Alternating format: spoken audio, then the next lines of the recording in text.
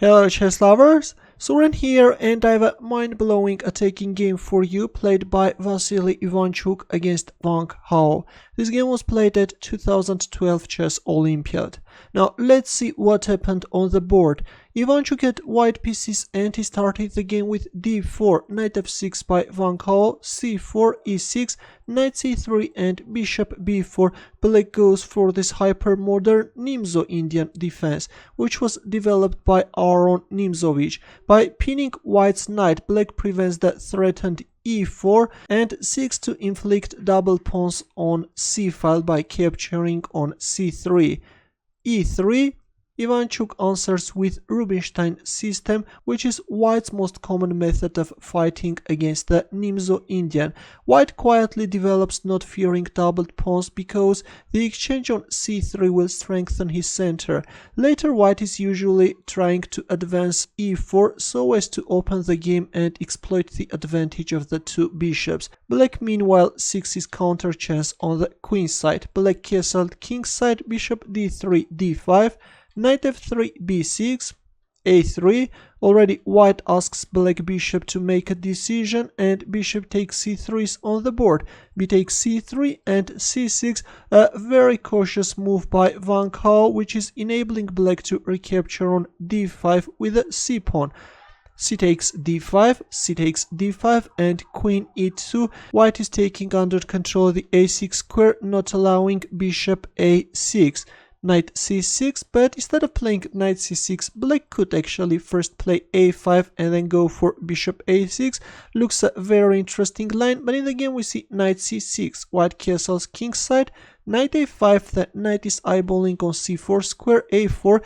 Ivanchuk will now bring his bishop on this active a3 f8 diagonal. Rook e8, now white knight is occupying this central e5 square. In return we see knight e4, but now Ivanchuk is kicking away black knight. Knight d6, well, knight takes c3 can't be played because after queen c2 black can lose a piece. If queen c7, then white can either play bishop b2 or can even capture on h7 and then bishop d3 and then play bishop b2. If rook c8, then rook c1 or even queen f2 can give white even better chances. That's why after f3 the knight retreated back and bishop a3, bishop b7, bishop takes d6, queen takes d6 and f4.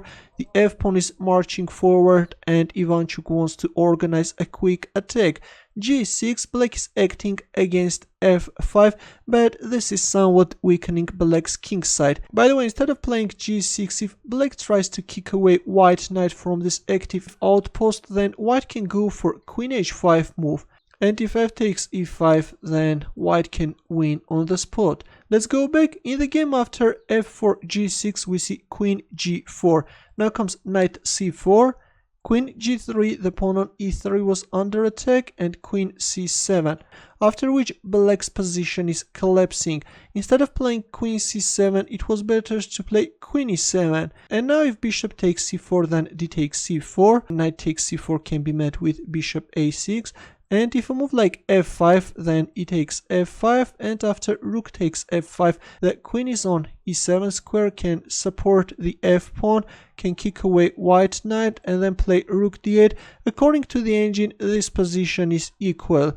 Black has a very active bishop on b7 square.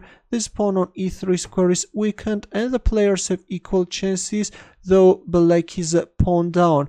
But in the game after queen g3 we see queen c7, which allows Ivanchuk to unleash a destructive attack. He first captured on c4, removed the knight and then went for f5 move. Look at this. f6. Black wants to kick away white knight. By the way, if a move like e takes f5, then white can capture on f5 and then the rook can come. There is too much pressure on f7 and then e4, and actually again this is going to be a very decisive attack. In the game after f5 we see f6, which allows Ivanchuk to carry out an effective attack with a striking knight sacrifice. Believe it or not, but he went for f takes g6 and sacrificed the knight. F takes e5 is on the board, but now white rook penetrates black's camp. Queen c6, well, if rook is 7, then white has this devastating g takes h7 check, after which the rook is joining the attack, and then white can promote the pawn to a queen. The game is over. In the game after rook f7 we see queen c6. But in here Ivanchuk came up with another mind-blowing move. Can you find his next move? Ready? This time he played g takes h7 and sacrificed the rook. King takes f7. Now the second rook is joining the attack. Rook f1 check, king e7, and another fantastic move, h8 queen. White is luring away black rook, not allowing black king to hide behind that rook. Rook takes h8, queen g7 check, king d6. Well, if king d8, then queen takes h8, and then rook f7, it's over. Black should give away his queen. In the game after queen g7 check we see king d6. Now comes d takes e5 check, and after making this king d5 move, Wang resigned without waiting his opponent's reply. Actually, it's not so difficult to calculate to the forced mate, and the position will most likely to find its way into the manuals on tactics. Now let's see how can checkmate black king. White can go for rook d1 check, and after king e4 can play queen g5. By the way, after d takes e5, if a move like king c5, then this time again queen e7 check, and then rook d1 check, and then queen g5. We are reaching the same position which I showed in the previous line, and whatever black plays, black king is getting checkmated. There are two mating threats. Let's just make a random move, rook f8, after which white can announce a checkmate from d4 square. A very precise attack by Ivanchuk, and of course the final combination was very impressive. With several sacrifices, Ivanchuk dragged black king into a mating net. Also, I have to mention that though Ivanchuk managed to beat his opponent with ease, but this was the only game lost by the Chinese Grandmaster at the Istanbul Olympiad. Thanks for watching. I hope that you enjoyed this game. For more games, consider subscribing to my channel. I will see you in the next video.